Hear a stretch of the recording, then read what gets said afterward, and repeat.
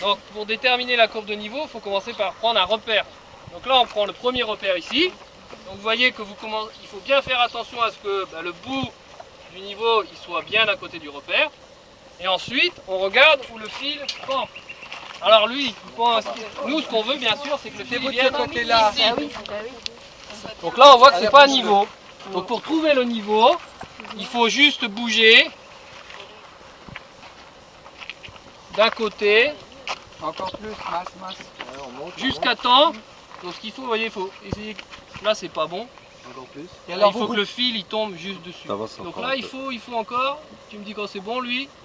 Encore. Voilà. Ok. Donc une fois. Oui. Alors, vous vous positionnez comme lui, en aval.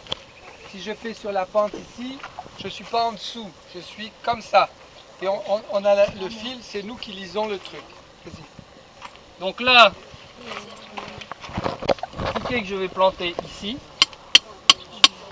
Si ce piquet là, il est à, je dis n'importe quoi, à 150 mètres au-dessus du niveau de la mer, ce point là, il est à 150 mètres aussi. Et on va continuer ainsi de suite comme ça pendant 100-200 mètres. Et continue. Et toute la ligne qu'on va faire, elle sera à 150 mètres d'altitude, elle sera à plat. Allez, on continue. Et si je peux rajouter tous les points où la goutte d'eau va tomber entre ce piquet plus ou moins et celui-là, elle va s'infiltrer là. Elle va s'infiltrer. Elle s'en va comme ça. Elle va pas s'écouler sur les côtés. Si vous faites attends, parce que tout le monde est super serré. Hop. Les ravinements et... Après on va tirer. Il faut bien descendre. Ok. Donc là, lui, il a bien mis le truc à côté. Ce côté-là ne bouge pas.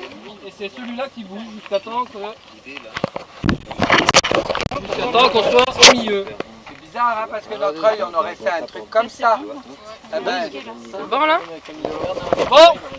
Alors, qui veut essayer? C'est bon pour toi, lui? Qui c'est qui veut essayer, là? Ceux qui n'ont pas compris, là.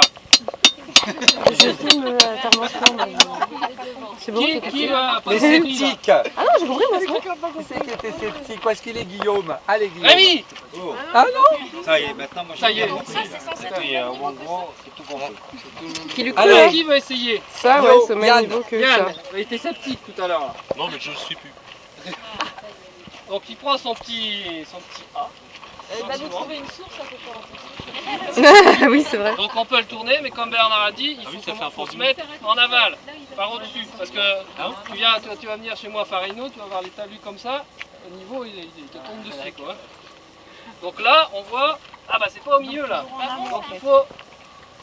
Donc là on voit que Donc là, ça nous fait une courbe là. On a commencé là, là, ça fait comme ça, et là, ça redescend par là. Donc c'est pour ça que si vous venez en bas chez moi, vous allez voir que les buts, elles sont pas droites.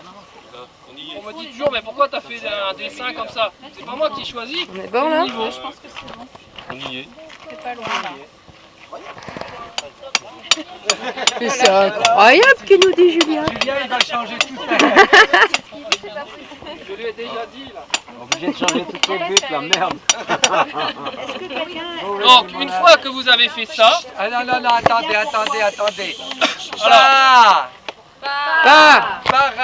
alors, Parachute. Parachute. alors pourquoi on fait les courbes de niveau? Alors déjà c'est pour les accès, pour les chemins. Si vous faites votre votre chemin sur la courbe de niveau, déjà il va rester plus longtemps. Si en plus c'est bombé, ça va aider à l'infiltration. Donc ici au gîte, les routes ont été pas bien faites, c'est pour ça que tous les 6 mois on est obligé de retaper les routes. Si Pas votre grave, chemin ça doit il pas est sur la coûter courbe cher, de hein. niveau, il y aura beaucoup moins d'érosion et beaucoup moins de ravinement et tout ça. Mais avec ça, tu fais juste le tour, mais comment tu descends après? Si on continue comme ça, on va faire la courbe. Après, tu prends ton point 1 plus bas, et puis tu te fais une deuxième courbe. C'est une bonne question. Non? Pour compliquer. Ça, c'est 0. Mais on peut faire une petite pente de 2%. Mettons que je fais un truc comme ça. Et puis une autre courbe de niveau est là. Il faut que je la rejoigne pour faire le chemin. Alors je vais faire une descente. Ah oui, c'est plus long. Mais c'est efficace. Et on va se servir de ça pour l'eau et pour planter. Il y a plusieurs fonctions. Donc on voit bien ça sur les routes de montagne, là, notamment dans les Alpes. Vous avez les routes enlacées. sur la courbe de niveau, et puis hop, ça tourne à 180, puis ça repart à plat, ça retourne à 180, ça repart à plat. Ouais, ça fait des chemins beaucoup plus longs et finalement on s'y retrouve. C'est ça. C'est alors plus sûr, et puis ça permet de mieux infiltrer et mieux Et je limiter peux- l'érosion.